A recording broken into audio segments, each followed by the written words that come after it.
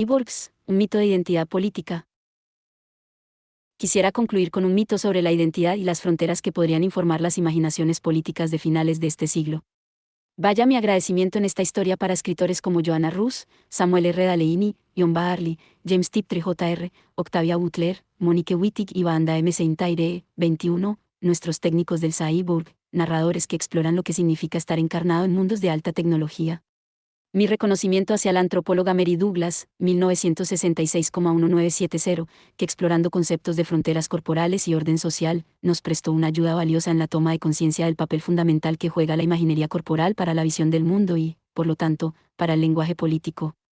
A las feministas francesas como Luce Irigaray y Monique Wittig por todas sus diferencias y su saber escribir el cuerpo, cómo trenzar el erotismo, la cosmología y la política a través de la imaginería de la encarnación y, especialmente en Wittig, a través de la imaginería de la fragmentación y de la reconstrucción de los cuerpos. 22. Feministas radicales norteamericanas como Susan Griffin, Audre Lorde y Adrienne Rich han influenciado profundamente nuestros imaginarios políticos y, quizás, restringido demasiado lo que permitimos como cuerpo amigable y como lenguaje político. 23. Insisten en lo orgánico como opuesto a lo tecnológico, pero sus sistemas simbólicos y las posiciones relacionadas del ecofeminismo y del paganismo feminista, llenas de organicismos, pueden solamente ser comprendidas en términos andovalinos como ideologías opositivas que cuadran a finales de este siglo y que trastornarían a cualquiera que no se sienta preocupado por las máquinas y por la conciencia del capitalismo tardío. En este sentido, forman parte del mundo de los cyborgs, pero existen asimismo grandes riquezas para las feministas que abracen explícitamente las posibilidades inherentes a la ruptura de las limpias distinciones entre el organismo y la máquina y las distinciones similares que estructuran el yo occidental. Es esta simultaneidad de las rupturas lo que agrieta las matrices de dominación y abre posibilidades geométricas, que podría aprenderse de la polución personal y de la tecnológico-política. Mirando brevemente los dos grupos de textos que se superponen en busca de su introspección en la construcción de un mito cyborg supuestamente útil, construcciones de yous coloreados y monstruosos en la ciencia ficción feminista. Anteriormente sugerí que las mujeres de color deberían ser comprendidas como identidades cyborg, una poderosa subjetividad sintetizada de las fusiones de identidades exteriores y en las complejas estratificaciones político-históricas de la biomitografía. Saami, Lord, 1982. Kim, 1987, 1987b. Existen materiales y redes culturales que constituyen este potencial, y Audre Lorde, 1984, captura el tono en el título de su Sister Outsider, hermana extranjera. En mi mito político, Sister Outsider es la mujer extranjera a la que los trabajadores norteamericanos, las mujeres y los feminizados, supuestamente deben mirar como al enemigo que les impide ser solidarios, que amenaza su seguridad. Dentro de las fronteras de los Estados Unidos, la Sister Outsider que trabaja en la misma fábrica es una fuente de división, de competición y de explotación entre las razas y las identidades étnicas de mujeres manipuladas. Las mujeres de color son la fuerza de trabajo preferida de las industrias relacionadas con la ciencia, las mujeres reales para las que el mercado mundial sexual y las políticas de reproducción hacen de caleidoscopio en la vida diaria. Las jóvenes coreanas empleadas en la industria del sexo y en las de electrónica son buscadas en las escuelas secundarias y educadas para el circuito integrado. Saber leer, especialmente el inglés, distingue a esta fuerza de trabajo barata tan atractiva para las multinacionales. Contrariamente a los estereotipos orientales de lo primitivo oral, saber leer y escribir es una marca especial de las mujeres de color, adquirida por las mujeres negras norteamericanas, y también por los hombres, arriesgando sus vidas para aprender y para enseñar. Escribir tiene un significado especial para todos los grupos colonizados, ha sido algo crucial para el mito occidental que distingue entre las culturas oral y escrita, entre las mentalidades primitivas y las civilizadas y, más recientemente, para la erosión de esa distinción en teorías posmodernistas, que atacan el falogocentrismo occidental, con su veneración por el trabajo monoteísta, fálico, autoritario y singular, el nombre único y perfecto. 24. Los concursos por el significado de la escritura constituyen la forma más importante de la lucha política contemporánea. Presentar el juego de la escritura es mortalmente serio. La poesía y las historias de las mujeres norteamericanas de color tratan repetidamente de la escritura, del acceso al poder para significar, pero esta vez, el poder deberá ser ni fálico ni inocente. La escritura cyborg no será sobre la caída, sobre la imaginación de la totalidad de un érase una vez anterior al lenguaje, a la escritura, al hombre. La escritura cyborg trata del poder para sobrevivir, no sobre la base de la inocencia original, sino sobre la de empuñar las herramientas que marcan el mundo y que las marcó como otredad. Las herramientas son a menudo historias, cuentos contados de nuevo, versiones que invierten y que desplazan los dualismos jerárquicos de las identidades naturalizadas. Contando de nuevo las historias sobre el origen, los autores Aiburg subvierten los mitos centrales del origen de la cultura occidental. Todos hemos sido colonizados por esos mitos originales, con sus anhelos de realización en Apocalipsis. Las historias de origen falogocéntrico más importantes para los Aiburgs feministas son construidas en las tecnologías literales, tecnologías que escriben el mundo, la biotecnología y la microelectrónica, que han textualizado recientemente nuestros cuerpos como problemas codificados en la parrilla del C3.1. Las historias femeninas de Cyborg tienen como tarea la de codificar de nuevo la comunicación y la inteligencia para subvertir el mando y el control. De manera figurada y literal, la política del lenguaje impregna las luchas de las mujeres de color, y las historias sobre el lenguaje tienen un poder especial en la rica escritura contemporánea de las mujeres norteamericanas de color. Por ejemplo, las reescrituras de la historia de la Malinche, madre de la raza, bastarda, mestiza del Nuevo Mundo, maestra en lenguas y amante de Hernán Cortés, tienen un significado especial para las construcciones chicanas de la identidad. En Loving in the War Years, El amor en los años de la guerra, 1983, Cherríe Moraga explora los temas de la identidad cuando una no ha poseído nunca el lenguaje original, no ha contado la historia original, no ha residido en la armonía de la legítima heterosexualidad en el jardín de la cultura y, por lo tanto, no puede basar la identidad en un mito o en una pérdida de la inocencia o del derecho a los nombres naturales del padre o de la madre. 25. La escritura de Moraga, su soberbia literalidad, es presentada en su poesía como una violación similar a la maestría que la Malinche tiene de la lengua del conquistador, una violación, una producción ilegítima que permite la supervivencia. El lenguaje de Moraga no es total, está conscientemente empalmado, es una quimera de inglés y español, ambas lenguas de conquistadores. Pero es este monstruo quimérico que no reclama una lengua original anterior a la violación, el que construye las eróticas, competentes y poderosas identidades de las mujeres de color. Sister Outsider apunta a la posibilidad de supervivencia del mundo no a través de su inocencia, sino de su habilidad para vivir en los límites, para escribir sin el mito fundador de la totalidad original, con su inescapable al apocalipsis de retomo final a una unidad mortal que el hombre ha imaginado para la inocente y todopoderosa madre, liberada al final de otra espiral de apropiación por su hijo. La escritura marca el cuerpo de Moraga, lo afirma como el cuerpo de una mujer de color contra la posibilidad de pasar a la categoría no señalada del padre anglosajón o al mito oriental del analfabetismo original, de una madre que nunca existió. Malinche fue madre, no Eva antes de comer la fruta prohibida. La escritura afirma Sister Outsider, no a la mujer anterior a la caída dentro de la escritura que necesita la familia falogocéntrica del hombre. La escritura es, sobre todo, la tecnología de los iBooks, superficies grabadas al agua fuerte en estos años finales del siglo XX. La política de los iBooks es la lucha por el lenguaje y contra la comunicación perfecta, contra el código que traduce a la perfección todos los significados, el dogma central del falogocentrismo. Se debe a eso el que la política de los iBooks insista en el ruido y sea partidaria de la polución, regodeándose en las fusiones ilegítimas de animal con máquina. Son estos acoplamientos los que hacen al hombre y a la mujer tan problemáticos, subvirtiendo la estructura del deseo, la fuerza imaginada para generar el lenguaje y el género, alterando la estructura y los modos de reproducción de la identidad occidental, de la naturaleza y de la cultura, del espejo y del ojo, del esclavo y del amo, del cuerpo y de la mente. Nosotras, no escogimos ser cyborgs, pero escogemos las bases de una política liberal y una epistemología que imagina las reproducciones de los individuos ante las amplias multiplicaciones de los textos.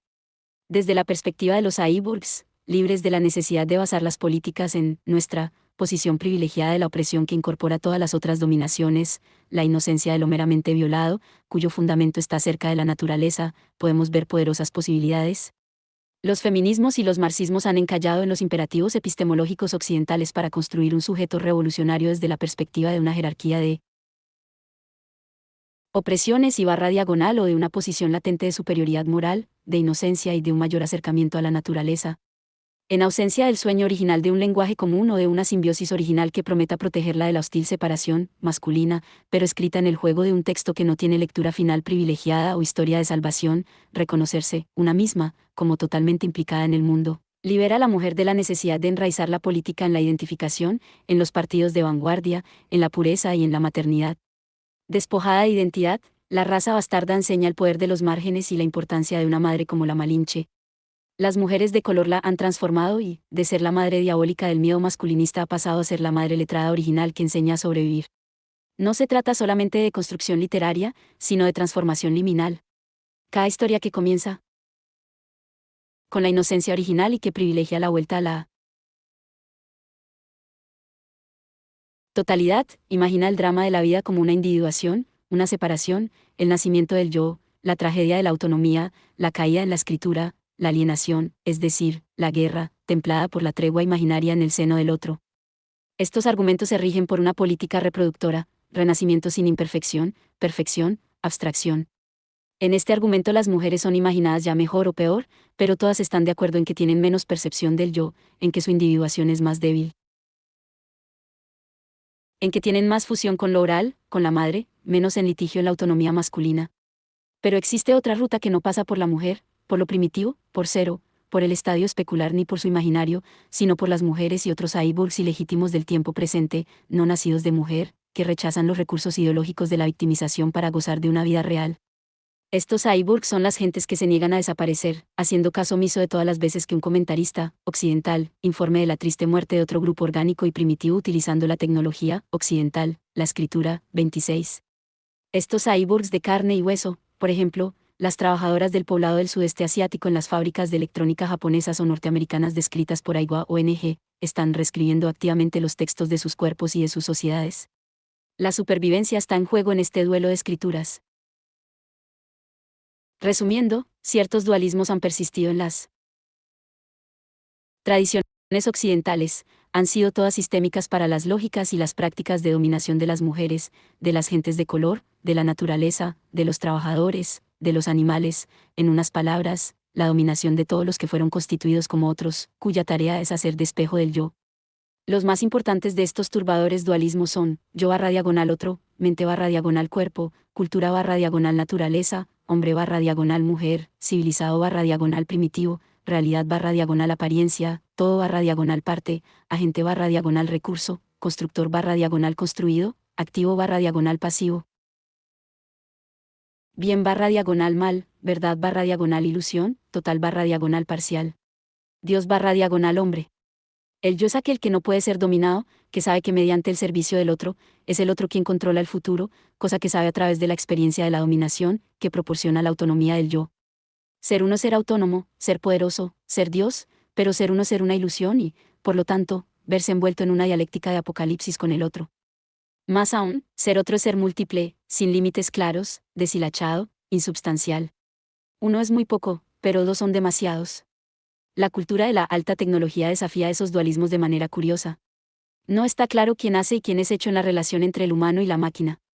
No está claro qué es la mente y qué el cuerpo en máquinas que se adentran en prácticas codificadas. En tanto que nos conocemos a nosotras mismas en el discurso formal, por ejemplo, la biología, y en la vida diaria, por ejemplo, la economía casera en el circuito integrado, encontramos que somos cyborgs, híbridos, mosaicos, quimeras. Los organismos biológicos se han convertido en sistemas bióticos, en máquinas de comunicación como las otras. No existe separación ontológica, fundamental en nuestro conocimiento formal de máquina y organismo, de lo técnico y de lo orgánico. La copia exacta de Rachel en el filme Blade Runner de Ridley Scott es la imagen de un miedo, de un amor y de una confusión ante la cultura del cyborg. Una consecuencia es que nuestro sentido de conexión con nuestras herramientas se haya realzado. El estado de trance experimentado por muchos usuarios de ordenadores se ha convertido en un elemento esencial de filmes de ciencia ficción y de chistes culturales. Quizás los parapléjicos y otros disminuidos físicos puedan, y a veces lo hacen, tener las experiencias más intensas de compleja hibridación con otros artefactos para la comunicación. 27. La obra prefeminista de Sip Husang, El barco que se hundió, 1969, de Anne McCaffrey exploraba la conciencia de un cyborg híbrido del cerebro de una muchacha y de una complicada maquinaria formada tras el nacimiento de una niña con graves disminuciones físicas. El género, la sexualidad, la encarnación, las capacidades, todo estaba reconstituido en esta historia. Porque nuestros cuerpos deberían terminarse en la piel o incluir como muchos otros seres encapsulados por esta. A partir del siglo XVII, la máquinas podían ser animadas, recibir almas fantasmales que las hicieran hablar o moverse o ser responsable de sus movimientos ordenados y de sus capacidades mentales. O los organismos podían ser mecanizados, reducidos al cuerpo entendido como un recurso de la mente. Estas relaciones entre máquina y organismo son anticuadas, innecesarias. Para nosotras, en la imaginación y en otras prácticas, las máquinas pueden ser artefactos protésicos, componentes íntimos, partes amigables de nosotras mismas. No necesitamos un holismo orgánico que nos dé una totalidad impermeable, la mujer total y sus variantes feministas, mutantes. Concluiré este punto mediante una lectura parcial de La lógica de los monstruos cyborg de mi segundo grupo de textos, la ciencia ficción feminista. Los cyborgs que pueblan la ciencia ficción feminista hacen muy problemáticos los estatutos del hombre o de la mujer en tanto que humanos, artefactos, miembros de una raza, de una entidad individual, de un cuerpo. Katie King clarifica de qué manera el placer de leer estas ficciones se basa ahora ampliamente en la identificación.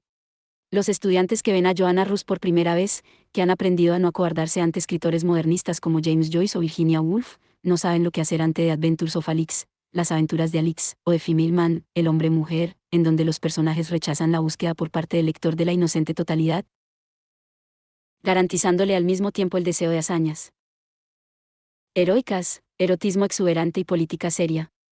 The Female Man es la historia de 4 versiones de un genotipo, todas ellas juntas, pero sin formar un todo, que resuelven los dilemas de una violenta acción moral o eliminan el creciente escándalo del género. La ciencia ficción feminista de Samuel R. Allegheny, especialmente Tales of Neverion, Cuentos de Neverion, imita las historias sobre el origen haciendo de nuevo la revolución neolítica, reponiendo las acciones fundadoras de la civilización occidental para subvertir su verosimilitud.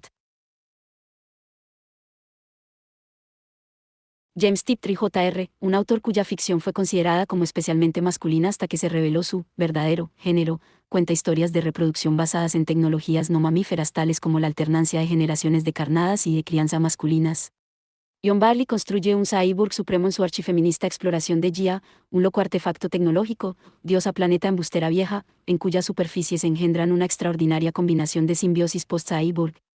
Octavia Butler escribe sobre una bruja africana que extrae sus poderes de transformaciones contra las manipulaciones genéticas de su rival, Wild Seed, semilla salvaje, de deformaciones temporales que llevan a una mujer negra norteamericana a la esclavitud en donde sus acciones relacionadas con su antepasado amo blanco determina la posibilidad de su propio nacimiento, kindred, parentesco, y de introspecciones ilegítimas en la identidad y en la comunidad de un niño adoptado que es un cruce de